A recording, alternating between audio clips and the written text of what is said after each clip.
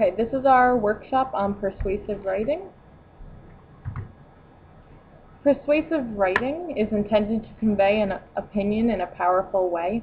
The primary purpose of persuasive writing is to convince a particular audience to change their ideas of behavior. And persuasive writing also involves formal operational skills of formulating, analyzing, and synthesizing reasons. When writing persuasive writing pieces, students use a hook to grab readers' attention. They state a clear position. They support their viewpoint with facts, examples, and other evidence. They address alternative positions and refute counter-arguments. And they conclude with a summary of their argument and an appeal to readers. There are three ways to persuade, and the first is based on reason. You can make logical generalizations or draw upon cause and effect conclusions. So, for example, people can be persuaded to practice more healthful living if they're told about the results of medical research. Another way to persuade is to appeal to a character, and in order to persuade for this, you would get recommendations from others, so we can be persuaded by people we trust. And then there's also another way to persuade, which is an emotional appeal, and this is based upon feelings about what is ethical and socially accepted. So you could be persuaded by a concern for well-being and the rights of others.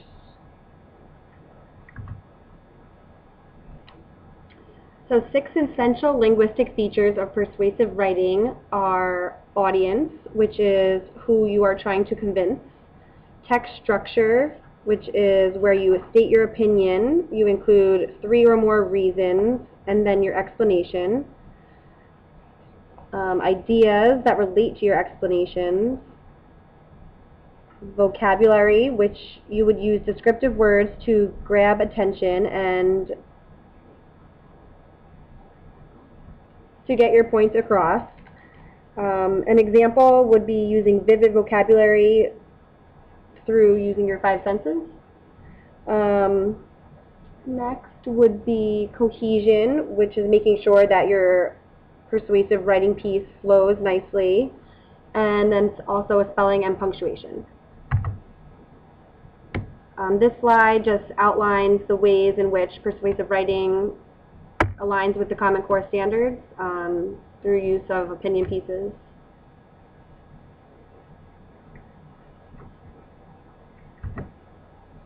Now, some questions to think about with a partner or in small groups that you can discuss. What are the benefits of teaching students how to write persuasive arguments? So you can stop now and talk with a partner or a small group and think about that. And then you'll come back and you'll think about some ways you teach persuasive writing in your classroom. And so you could stop and think about that. And then you'll come back and think about why persuasive writing is so difficult for children. After you've discussed those, you can move on to the next slide. So why is persuasive writing so difficult for children? Persuasive writing requires taking a stand and defending it with thorough and convincing reasoning.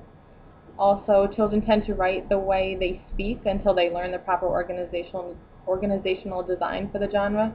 And taking the perspective of the reader is highly challenging for readers of any age. So why persuasive writing? According to King Dickman, persuasive writing is a powerful learning and motivational tool.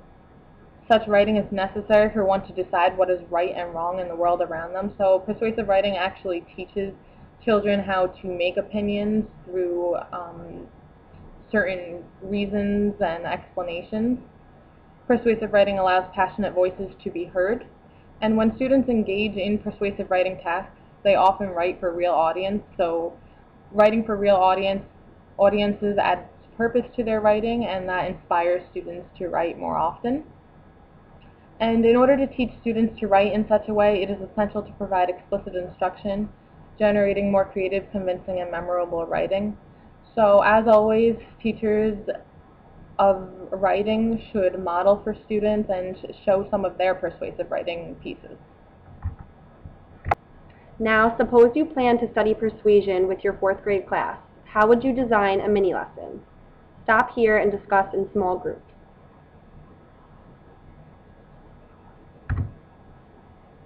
Once you've discussed that with your group, you can move on to this slide, which is teaching persuasion with purpose. And in order to teach persuasion with purpose, you have to design compelling, communicatively meaningful environments. Here you want to get your students interested, identify a problem, and find something your students can do to contribute to a solution. So make something real for them, make it have a purpose. The next thing you want to do is provide exposure and experience, and here the use of mentor text is very helpful. You want to get students thinking about project ideas and how they can make a difference, and using mentor text can teach how to write about a particular argument. And then you can also explicitly teach genre features, which in persuasive writing includes a claim, evidence, warrants, appeals, a clear definition and description of problems, and several more. Then you should also explicitly teach genre-specific or genre-sensitive strategies, and one main strategy that we'll discuss later in our workshop is the POW plus tree persuasive writing strategy. And also, you should always offer ongoing coaching and feedback, so you should model how to persuasively write, guide students through a series of questions as they prepare to write, and allow students to provide ongoing coaching and feedback to one another. On this slide, we have some persuasive writing prompts that you can use with your students in your class. This chart is divided up into 3 columns by varying grade levels. So for students in 1st or 2nd grade, you could have them write why should brothers and sisters have to share their toys.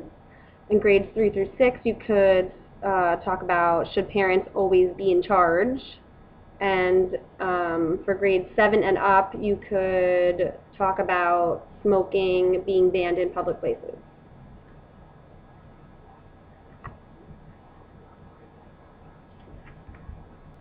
On this slide, we have a strategy for teaching argument and persuasive writing. It can often be difficult for students to be able to see an issue from multiple sides. A strong argumentative piece can be created by having students get together with partners and list pros and cons of a topic. One partner should be poking holes in the other peer's argument. So here below is an example of some pros and cons of the use of cell phones. Now you are going to get together with a partner and think about a topic that is meaningful to both of you. Please make sure to poke holes or play devil's advocate in order to ensure that you and your partner have strong support for your arguments. When you are done, please move on to the next slide. Okay, on this slide we have activities that move beyond the typical persuasive prompts. So some activities involve the use of children's books, discussion webs, or fairy tales. So children's books can be used as mentor text to model persuasion through words, physical expression, the plot, and a lot more. Discussion webs can be used to organize students' thoughts about a topic, consider both sides of an argument, gather evidence, and support student understanding of someone else's perspective. And fairy tales can be used to consider a character from a well-known fairy tale, determine their position, gain evidence through rereading and discussions, create a list depicting their position, and use this pre-writing activity to begin writing a persuasive essay of their own. Now, how can students with disabilities be taught how to write persuasive arguments? Well, you can use a self-regulated strategy development instruction along with the POW plus tree approach. So the self-regulated strategy development instruction includes an approach that involves explicit instruction in self-regulation procedures with strategy instruction. This approach is comprised of 6 steps, including developing pre-skills, discussing the strategy, modeling the strategy, memorizing the strategy, guided practice, and of course independent practice. Using such an instructional approach teachers can teach students how to use the POW plus TREE persuasive writing strategy. And this approach is a specific strategy that consists of picking an idea, organizing notes, and writing more. After you do that, students begin to develop the tree portion, their topic sentence, their reasons, their explanations, and the ending. Through this approach, students' essay length, elements, and quality have been proven to be more improved. Now, this slide shows the POW plus TREE approach, where you pick your idea, organize your notes, write and say more. And it also shows what you do for your topic sentence. You tell what you believe, so that could be your opinion, or which side you agree with of the argument. Your reasons, and you'd always want to have 3 or more. Why do I believe this? Will my readers believe this? So have supporting explanations for your reasons. You'll want to always have an ending where you wrap up your persuasive piece, and you want to examine, making sure that you have included all your pieces in your writing. According to Vygotsky's zone of proximal development, students will improve their ability to perform a formal operational task, like persuasive writing, with the help of adults or peers, if the following objectives are implemented. Objective 1 is helping students recognize a persuasive essay. Objective 2 would be to help students develop arguments and anticipate a reader's objections. Objective 3 would motivate students to write persuasive essays. Objective 4 is to transfer oral argumentation skills into written ones. Objective 5 is to identify strong and weak arguments. And Objective 6 is to teach students to support their viewpoint. Okay, now in small groups, you're going to complete an activity. So you're going to pretend that you work for the Hershey Company and you're starting a new campaign for Reese's. So you're going to work with your group members and determine whether or not you want to promote the sale of Reese's. And then you're going to create a billboard persuading people to buy or not to buy the Reese's products. So when you're doing that, be sure to use your 5 senses in order to be as descriptive as possible, and of course create engaging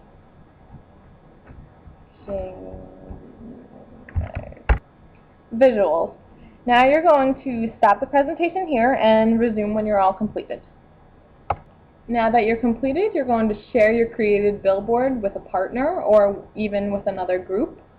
You must be sure to provide reasons as to why you chose or chose not to support the sale of Reese's. Be sure to have some explanations that go along with those reasons. Now for activity 2. Here you're going to determine whether or not you think students should have outside recess. So you're going to pick your opinion. You're going to formulate whether or not you think that students should or should not have outside recess, and you're going to state that opinion clearly.